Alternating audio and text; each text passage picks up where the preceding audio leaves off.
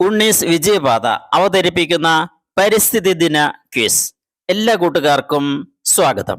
കരയിലെ ഏറ്റവും വലിയ ജീവി? ഉത്തരം ആന എന്ന ചോദ്യത്തോടുകൂടി ക്വിസ് ആരംഭിക്കുന്നു. വംശനാശ ഭീഷണി നേരിടുന്ന ജീവജാലങ്ങളെക്കുറിച്ചുള്ള ആധികാരിക വിവരങ്ങൾ സൂക്ഷിക്കുന്ന രേഖ ഏത്?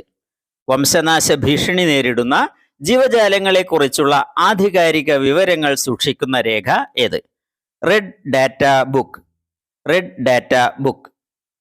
ഭൂമിയിലുള്ള ആകെ ജലത്തിന്റെ എത്ര ശതമാനമാണ് ശുദ്ധജലം ഉള്ളത്? ഭൂമിയിലുള്ള ആകെ ജലത്തിന്റെ എത്ര ശതമാനമാണ് ശുദ്ധജലം ഉള്ളത്? 3%. 3%.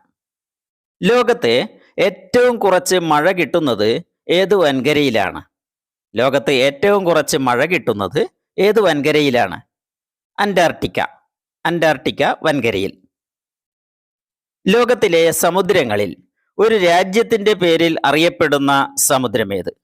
ലോകത്തിലെ സമുദ്രങ്ങളിൽ ഒരു രാജ്യത്തിന്റെ പേരിൽ അറിയപ്പെടുന്ന സമുദ്രം ഏത്? ഇന്ത്യൻ മഹാസമുദ്രം, ഇന്ത്യൻ ഓഷ്യൻ.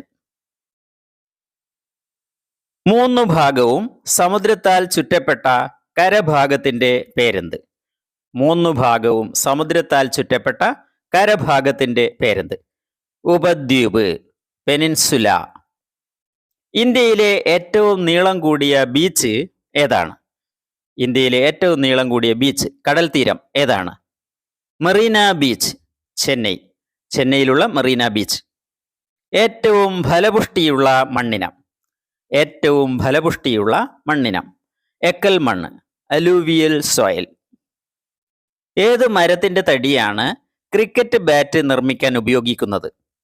ഏത് മരത്തിന്റെ തടിയാണ് ക്രിക്കറ്റ് ബാറ്റ് നിർമ്മിക്കാൻ ഉപയോഗിക്കുന്നത്? വില്ലോ. വില്ലോ മരത്തിന്റെ തടി. റബ്ബർ മരങ്ങളുടെ ജന്മനാട് ഏത്? റബ്ബർ മരങ്ങളുടെ ജന്മനാട് ഏത്? ബ്രസീൽ. ബ്രസീൽ. 2004 സുനാമി ദുരന്തത്തിന്റെ ഭീകരത കേരളത്തിന്റെ തീരപ്രദേശങ്ങളിൽ കുറയ്ക്കാൻ സഹായിച്ച വൃക്ഷമേത്? 2004 സുനാമി ദുരന്തത്തിന്റെ ഭീകരത കേരളത്തിന്റെ തീരപ്രദേശങ്ങളിൽ കുറയ്ക്കാൻ സഹായിച്ച വൃക്ഷമേത്? കണ്ടലുകൾ, മാൻഗ്രോവ്സ്. വിജ്ഞാന സമ്പാദനത്തിന് ഉണ്ണീസ് വിജയപാത ചാനൽ സബ്സ്ക്രൈബ് ചെയ്യൂ. മനുഷ്യന് ഏറെ പ്രിയങ്കരമായ ഷഡ്പദമേത്? മനുഷ്യന് ഏറെ പ്രിയങ്കരമായ ഷഡ്പദമേത്? പൂമ്പാറ്റ, ബട്ടർഫ്ലൈ. കടലാമകൾ മുട്ടയിടുന്നത് എവിടെ? കടലാമകൾ മുട്ടയിടുന്നത് എവിടെ? കരയിൽ. രാജവെമ്പാലകൾക്ക് ആഹാരം എന്താണ്? രാജവെമ്പാലകൾക്ക് കിങ് കോബ്ര ആഹാരം എന്താണ്? പാമ്പുകൾ. പാമ്പുകളാണ് ആഹാരം.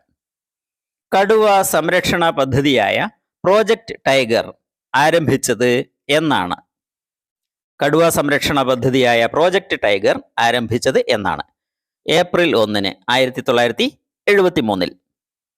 ഇന്ത്യയിൽ ഏക സജീവ അഗ്നിപർവ്വതമായ ബാരൻ ഉള്ളത് എവിടെയാണ്? ഇന്ത്യയിൽ ഏക സജീവ അഗ്നിപർവ്വതമായ ബാരൻ ഉള്ളത് എവിടെയാണ്? ആൻഡമാൻ നിക്കോബാർ.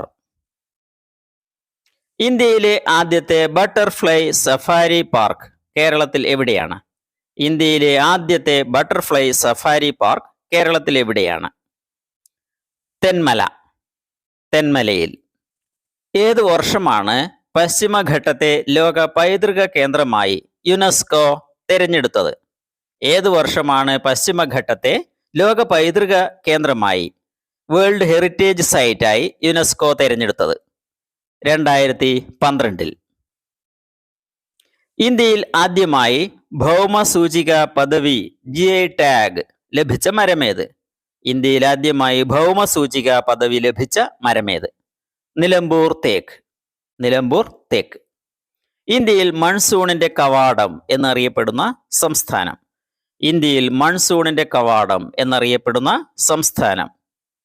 കേരളം. കേരളം. പ്രകൃതിയിലെ ഔഷധശാല, ഗ്രാമത്തിലെ ഔഷധശാല എന്നെല്ലാം വിശേഷിപ്പിക്കുന്നത് ഏത് സസ്യത്തെയാണ്? പ്രകൃതിയിലെ ഔഷധശാല, ഗ്രാമത്തിലെ ഔഷധശാല എന്നെല്ലാം വിശേഷിപ്പിക്കുന്നത് ഏത് സസ്യത്തെയാണ്? വേപ്പ്. വേപ്പ് മരത്തെ. കൂടുതൽ ചോദ്യങ്ങൾക്ക് അടുത്ത വീഡിയോ കാണുക, സബ്സ്ക്രൈബ് ചെയ്യുക. എല്ലാവർക്കും നന്ദി.